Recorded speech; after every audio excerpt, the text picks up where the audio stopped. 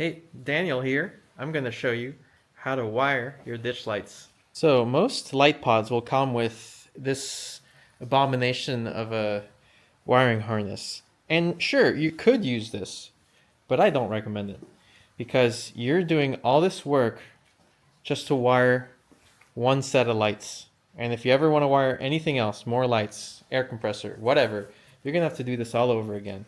You have to like hang this relay in your engine bay somewhere, connect the power somewhere. You've got to put a hole in your console or something to put a switch in it. And you have to run at least, I guess, one wire through your firewall. But then you're going to have to run another wire next time you want to add more lights. So instead of using this, I recommend using a switch panel like this one from Auxbeam. Use any brand you like, but these have worked well for me. So what makes this simpler is that you mount this in your cockpit, this in your engine bay, and there's one wire that goes from the cockpit to the engine bay, and that's the last wire you'll ever have to pass through your firewall. Then if you ever want to add accessories, you only have to wire them to this directly in the engine bay. Step one is going to be, let's figure out where we want to mount our switch panel and where we're going to route the one wire through the firewall. For mounting the switch panel, I really wish I had a dash panel here like I do for the D2, but I haven't made it for LR3, LR4 yet. So I'm going to use the included bracket, and I think we're going to use some double-sided adhesive mounted to the windshield like that. We want the cable going downwards, and we'll use the 4 screws provided. Put it there. There it is, mounted. Apply some high-quality mounting tape, and let's take this inside. So that's where it's going to be for now, at least until I make a dash panel. And we're going to run the wire, tuck it here, run it down into here, and we're going to find a way to go to the engine bay. Okay, now we're going to work on routing the wire. The switch panel came with this signal wire, but what I did is I actually bought a 20-foot one because I think this maybe 10-foot one is not going to be enough. So 20 foot, we're going to route that one. I got a tip that in automatic vehicles there's an unused grommet where the clutch pedal is. There was a panel up here, I removed that, just 2 screws here and here. We're gonna look. I heard that maybe we have to remove some sound deadening material. Oh, there is an unused grommet there. I can feel it. It's right here, actually. So I can kind of feel where that grommet is. It's like right there. So I'm gonna take a knife and start hacking away.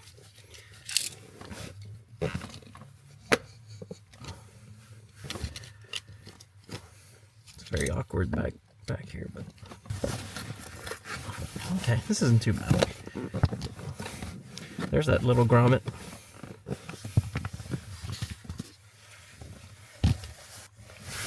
Okay, so can I pop this grommet out?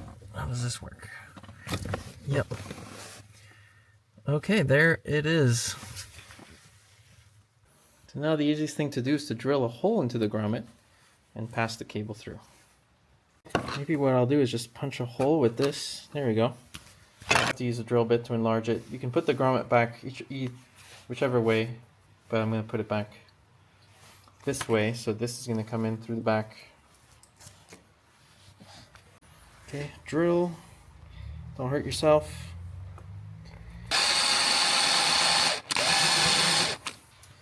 So now I'm going to try and shove that in there. Is it big enough yet? I might have to drill some more. I certainly was able to stretch around the drill bit, so why not this?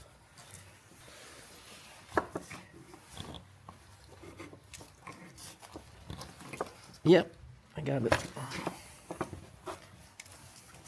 We're doing it.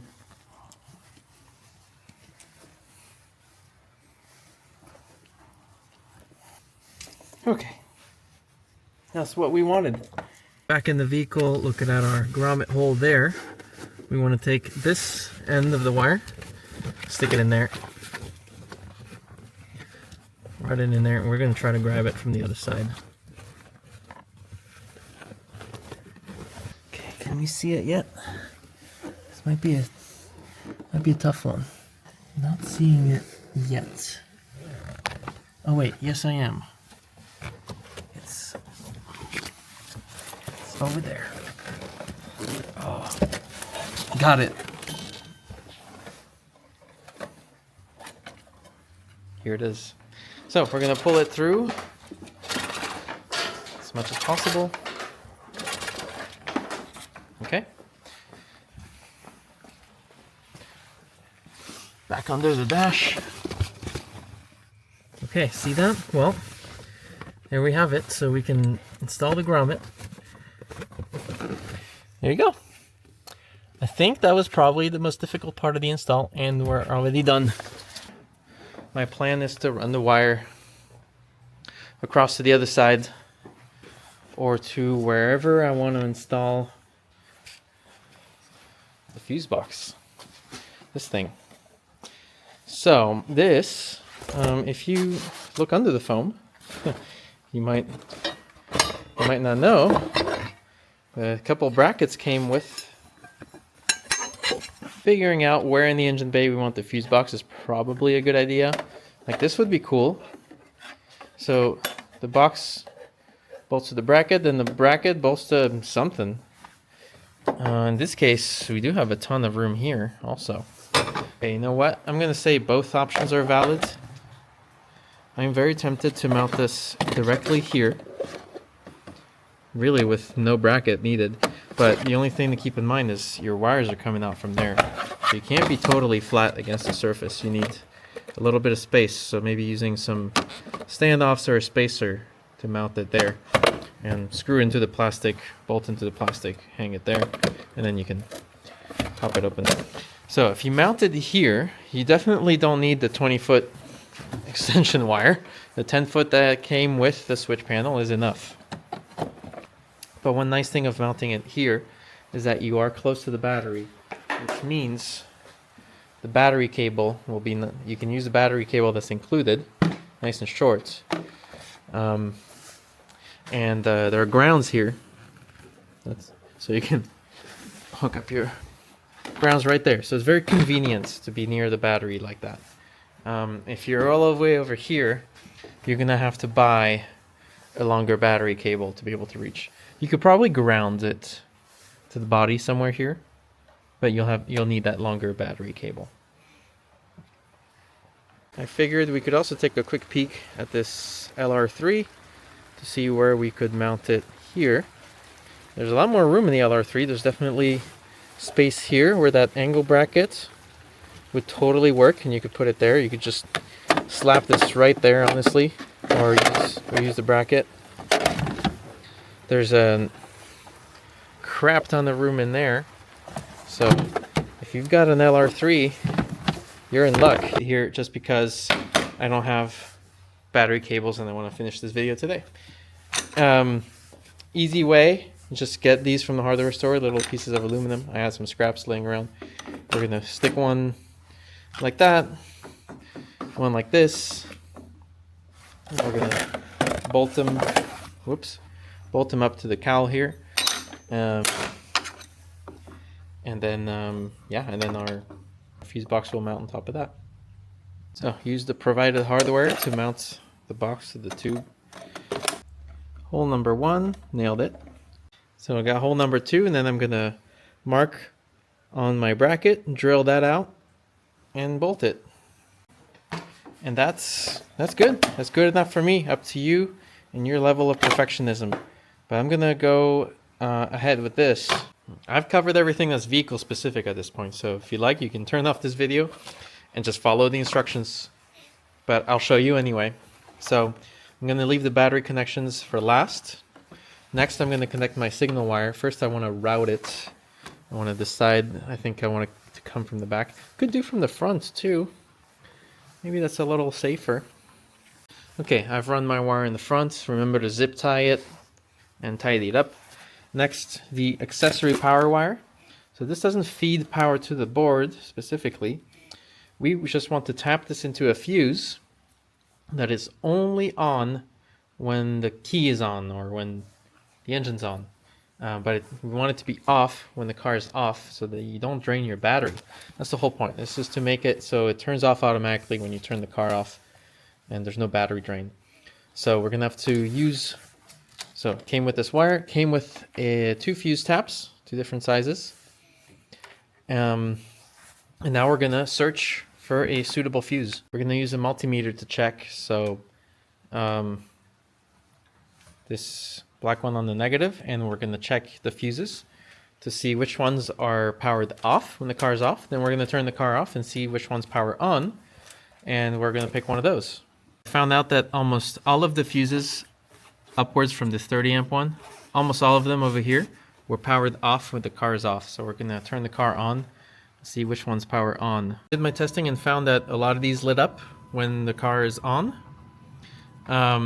except for this 5 amp one. I didn't check this side, I checked just this side, and a bunch of them lit up, including some of the empty spots. And I like using an empty spot if possible, because at least I'm not disturbing anything. So I might do that. Stick that in an empty slot. Just double check we're getting power out of here. And then what we need to do is crimp the wire over there. There we go. Done. What's next? So I think what I'll do next is wire the lights themselves to here. So which terminal do we want to wire it to? Each of them are rated for a different capacity. We got some 30 amp ones, 20, 10, 5. So a good way is to look at the wiring harness that came with the lights. Whoops. It came with a fuse. What fuse did they use?